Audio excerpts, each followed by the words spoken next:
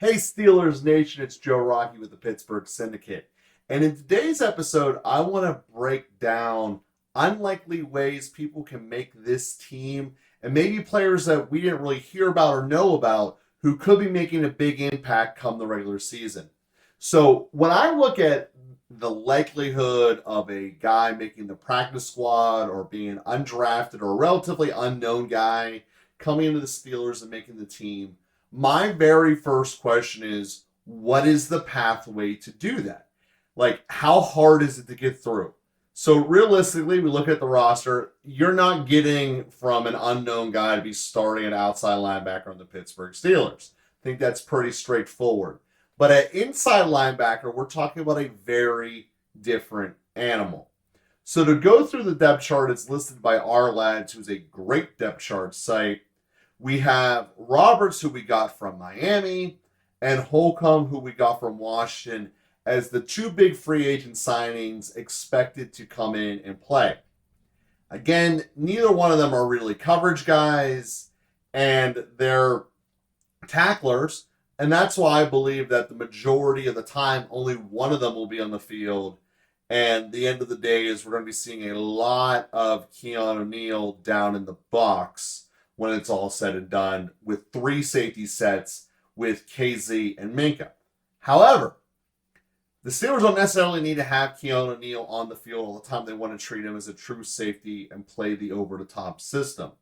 So if you are putting both Roberts and Holcomb on your field as your middle linebackers, the Steelers typically will keep four of them on the roster.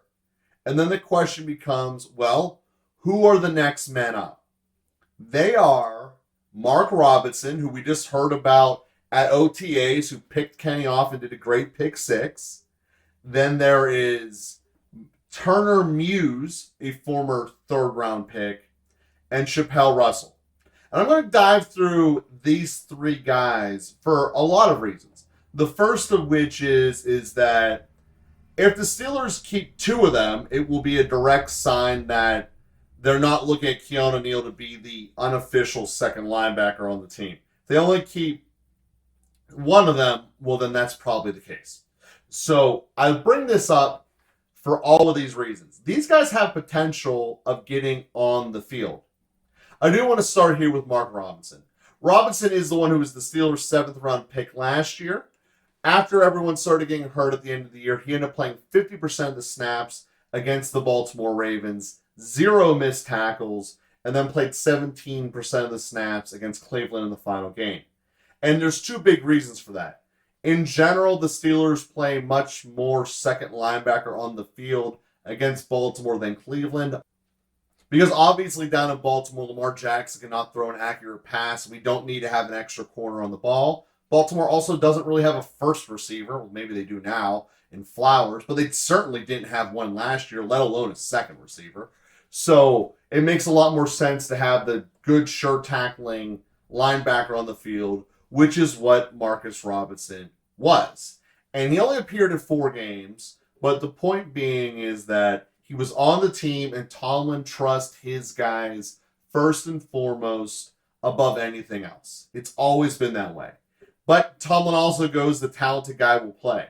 So that gives a slight, and when I say slight, less than 5% chance that Robinson would be able to jump into the starting position on opening day, but it's still there and something to know.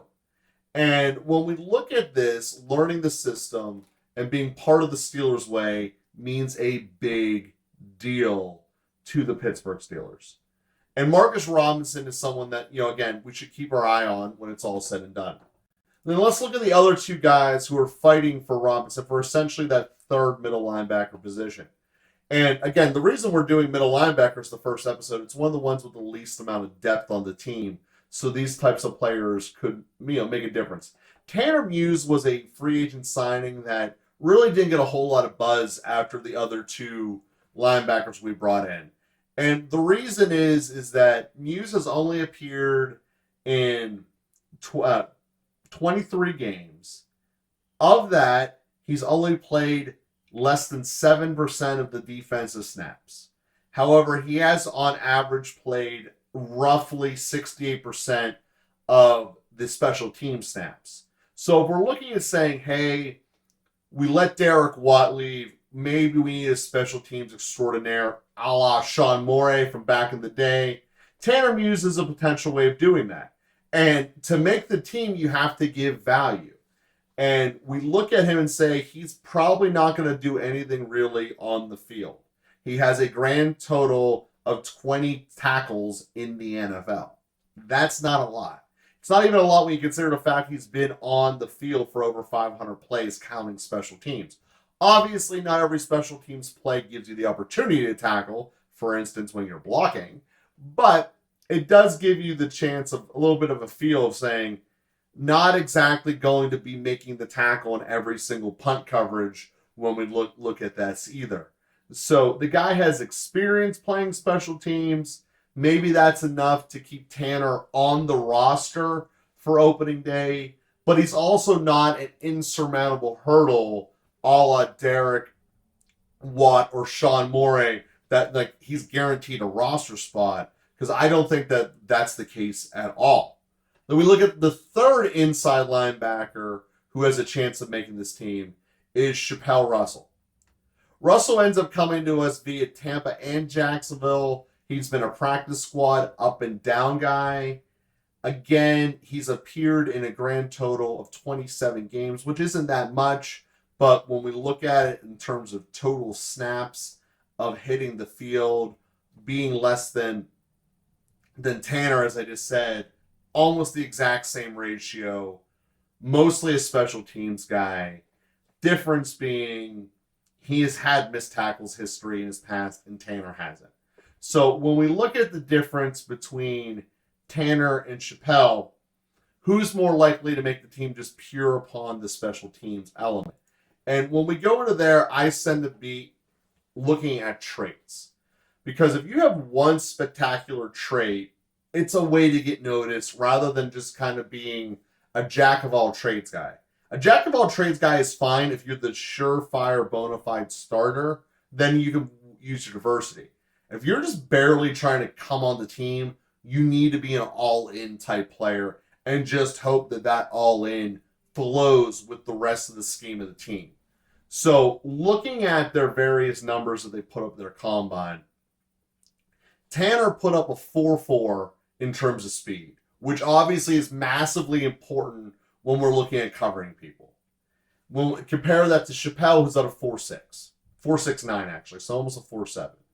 The shuttle and the cone both also go in favor of Tanner. And when we look at this saying that these two might be two guys fighting for one spot between Tanner and Chappell, back-end guy, special teams guy, it's possible, but I also see it's possible saying that, you know what, we're going to make Robinson the special teams guy. He's a better actual player on the field. And when it's all said and done, we're keeping 3 inside linebackers, and the other inside linebacker is really Keanu Neal. And that's how I look at the potential of how can this long-term play out at the middle linebacker position. Because obviously it's a position that's necessary. We saw what it was with the failed Bush experience. We can't have someone out there who's just getting exploited, which to me is the perplexing problem of why we're just painting either Roberts or Holcomb as the bona fide starter. Both of them are very poor at coverage. Granted, they're good at tackling. So if we're looking for someone who can just bring down Nick Chubb and tackle Lamar, well, they're perfect. Do we need 2 of them for 4 games? Maybe. I mean, the roster construction could possibly allow it if they're willing to play special teams. But when I look at this team overall, I think that the guy who's going to get the most impactful plays at inside linebacker is Keanu Neal, the one who's listed as a safety, drafted as a safety, but last year played middle linebacker. And he has made that transition. I believe when it's all said and done, he might be the one who beats that entire group out.